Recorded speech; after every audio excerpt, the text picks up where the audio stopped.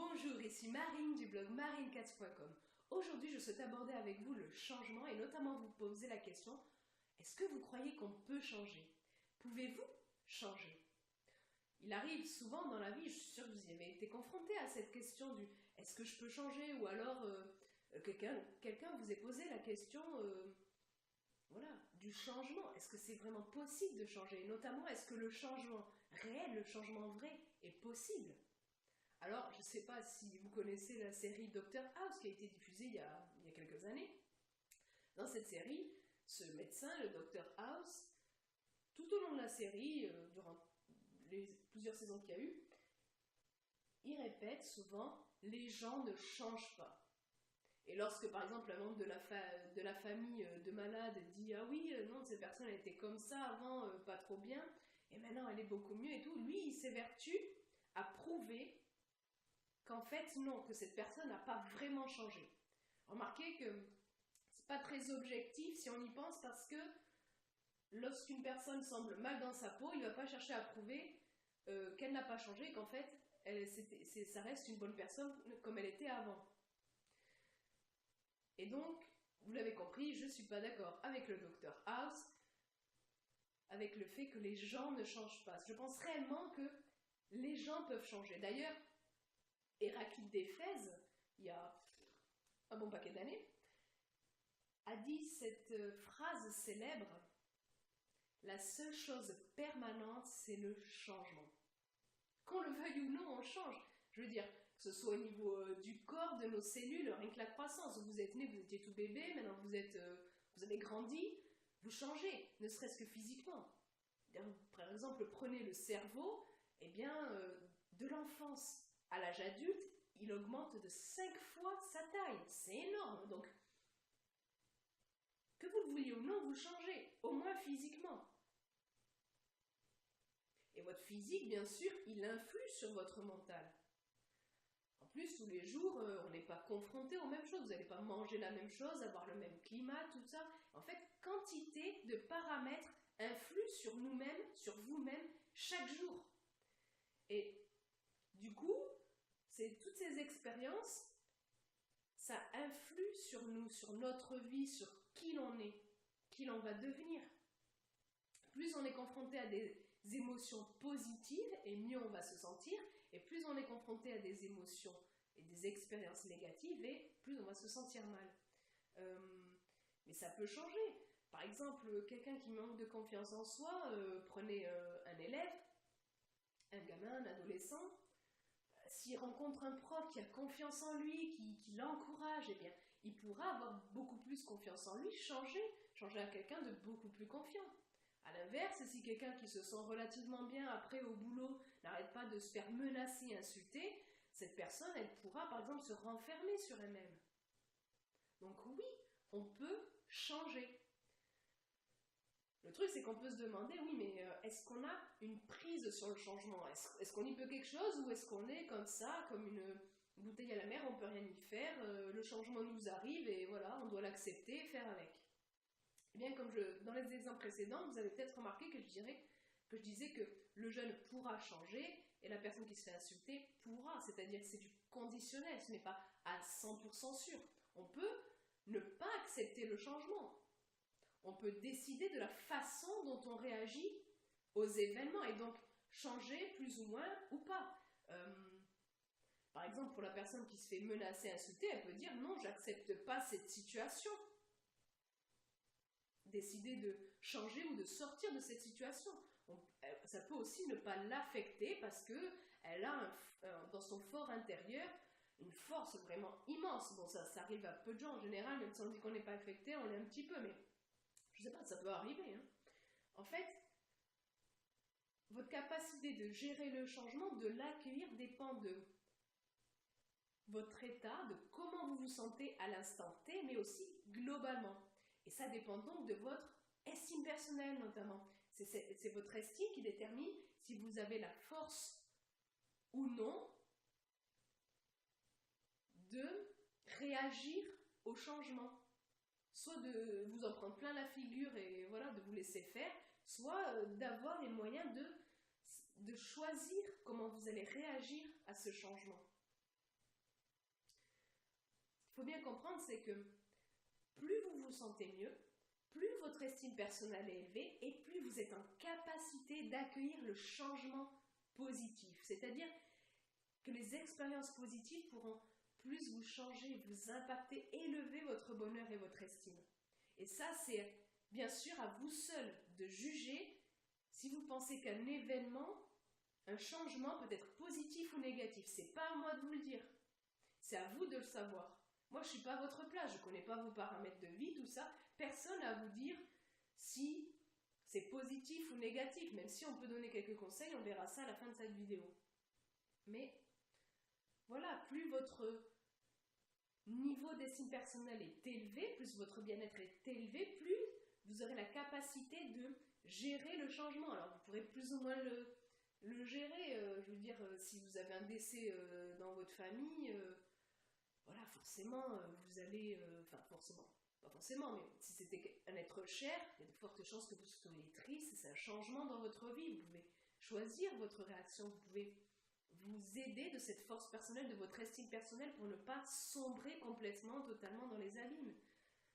Et donc on peut jouer sur la façon dont on accueille le changement. Ça, c'est pour des conditions externes, on va dire. On peut aussi décider de changer. On peut ne pas faire que réagir aux événements. On peut décider de les provoquer.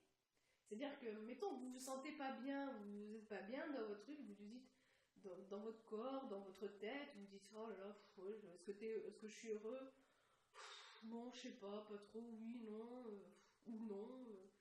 Et puis vous pouvez décider, j'en ai marre, moi j'aimerais bien être heureux, il y en a d'autres qui sont, pourquoi pas moi? Et décider, faire le choix de changer pour être plus heureux, pour augmenter votre niveau de bonheur, pour augmenter votre estime personnelle par exemple, ce qui va vous aider à être mieux, à vous sentir mieux, à être plus heureux. Vous pouvez aussi, je sais pas, ne pas vous sentir bien, vous êtes en grand surpoids et vous dire oh là là j'en ai marre, je souhaite changer, j'en ai marre d'être comme ça, je me sens pas bien dans mon corps, et puis décider de, par exemple, changer votre alimentation et faire des exercices physiques, par exemple. On peut réellement décider, faire le choix du changement pour aller mieux et réussir dans ce changement. Mais il faut vraiment que ce soit une décision qui vienne du cœur, une décision qui vienne des tripes, de l'intérieur de vous. Ça doit être, ce changement doit être un besoin viscéral, un besoin important. Alors ce changement, il va être basé sur la motivation, surtout au début, mais pas que. Si vous comptez que sur la motivation pour changer, au bout d'un moment, vous risquez de ne pas changer, de ne pas avoir les résultats que vous voulez. La motivation elle seule, ça ne suffit pas. Ce qui est important, ce qui est bien de combiner à la motivation, c'est le pourquoi. Pourquoi en un seul mot et pourquoi en deux mots. Pourquoi vous voulez ce changement? À quel point vous le voulez? Pourquoi faire? Pour obtenir quoi? Pourquoi? Quel est votre pourquoi du changement? C'est vraiment grâce à ce pourquoi que vous pourrez initier un changement positif dans votre vie. Si vous dites juste ah ouais, j'aimerais avoir des pectoraux, machin, ouais, ce serait bien. Voilà, sans plus, bon, il y a des chances que vous n'y parveniez pas. Peut-être que vous allez faire quelques séries de pompes, des trucs pour les abdos, j'en sais rien, moi je connais pas grand-chose, mais voilà, il y a peu de chances que ça reste sur la durée. Si vous avez, en revanche, un pourquoi assez grand, et ce pourquoi je peux pas vous le dire, moi c'est vraiment à vous de le savoir, vous n'avez même pas à le dire aux autres, à me le dire à moi, il n'y a que vous qui pouvez savoir ce pourquoi, cette motivation, ce besoin important, viscéral qui va vous aider à initier le changement et à continuer sur votre chemin du changement. Et donc on peut aussi se poser la question, mais oui mais ok, tu dis qu'on peut changer, mais du coup, est-ce qu'on peut changer véritablement sur la durée? Eh bien oui si vous êtes authentique. D'ailleurs on peut se dire, oui mais si je change, je ne vais pas être authentique. Ça peut poser souci, on se dit oui mais si je suis comme ça actuellement, je suis qui je suis, il n'y a que moi pour être moi, donc je suis authentique. Ben non, pas forcément. Et c'est pas parce que vous allez changer que vous n'allez pas être authentique, bien au contraire. Le changement peut vous rapprocher de votre authenticité.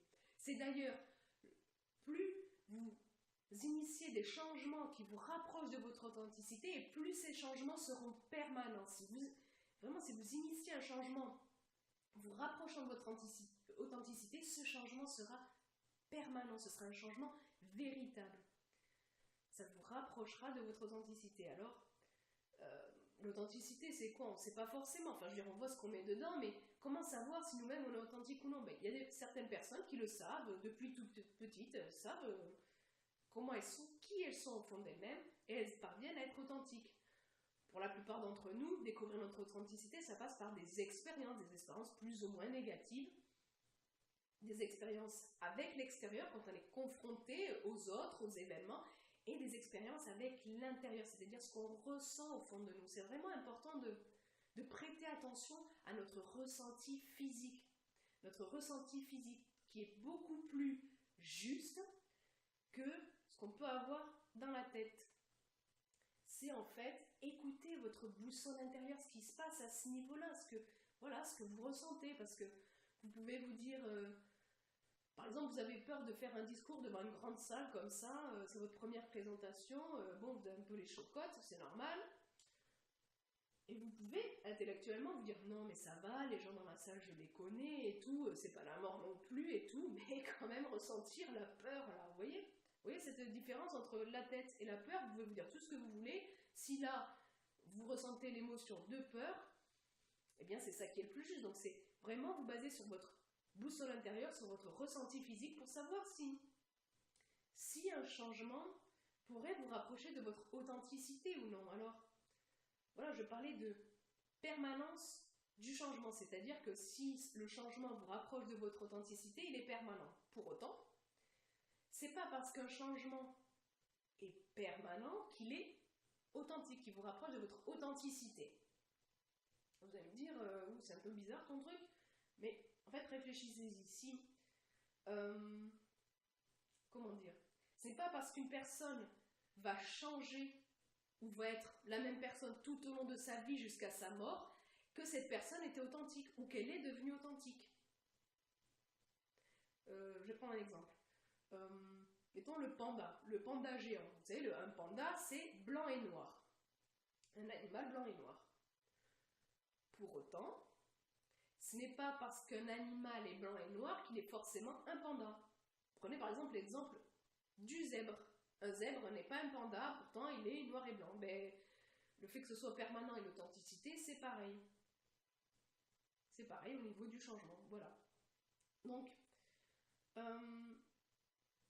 comment savoir si un changement nous correspond du coup? Parce que si c'est pas parce qu'un changement ou une façon d'être est permanente qu'on est authentique, comment savoir si ce qu'on va faire, ça va nous correspondre? Eh bien, il faut se baser sur la finalité. Ça, moi, vraiment, je ne peux pas dire à votre place si un changement va être bénéfique ou pas pour vous. Il y a de grandes lignes comme ça, et encore, ça ne veut rien dire. C'est vraiment à vous de le décider. Mais je peux vous donner quelques pistes, cela dit. Oui, la finalité du changement, c'est-à-dire le changement, vous savez, ça peut être confortable ou non. Souvent, au début, d'ailleurs, c'est pas très confortable. On n'est pas habitué, voilà, mentalement, physiquement.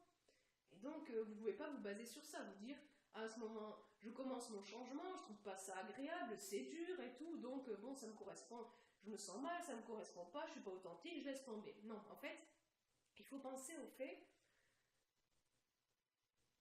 du résultat du changement. Est-ce que la finalité de ce changement, est-ce que le résultat que vous attendez en initiant ce changement, est-ce qu'il vous permet de prendre bien soin de vous, mieux soin de vous? Est-ce que ce changement serait respectueux des autres et de vous-même? Est-ce que ce changement vous apportera plus d'émotions positives? Est-ce qu'il vous permettra de vous sentir mieux? Et est-ce que ce changement sera évolutif? Est-ce qu'il vous permettra d'évoluer, parce que bon, même si vous vous rapprochez de votre authenticité, ça ne veut pas dire que vous l'avez atteint. Donc le changement que vous initiez, il doit pouvoir vous permettre d'évoluer encore plus vers l'authenticité, encore plus vers le bien-être. Et donc c'est ça, voilà, quelques critères sur lesquels vous pouvez vous baser pour savoir si vous pouvez initier tel ou tel changement qui vous rapprochera vers votre authenticité et donc vous permettra d'être plus heureux et d'être permanent, d'avoir beaucoup plus de chances d'être permanent. Si vous aussi vous pensez qu'il est possible de changer, cliquez sur le pouce en l'air qui se trouve ici en bas de la vidéo. Vous avez peut-être l'habitude maintenant, vous pouvez aussi ici retrouver un bouton rouge pour vous abonner à la chaîne YouTube, comme ça vous recevez automatiquement une notification dès que je publie une nouvelle vidéo. Je vous mets également ici un lien pour vous inscrire, pour recevoir mon livret sur l'estime de soi si c'est quelque chose qui vous intéresse. Et vous ferez aussi ainsi partie de mes contacts. Je mets également le lien dans la description en dessous de cette vidéo, la description qui contient aussi l'article lié à cette vidéo. Sur ce, je vous souhaite une excellente journée. Soyez vous-même. À très vite.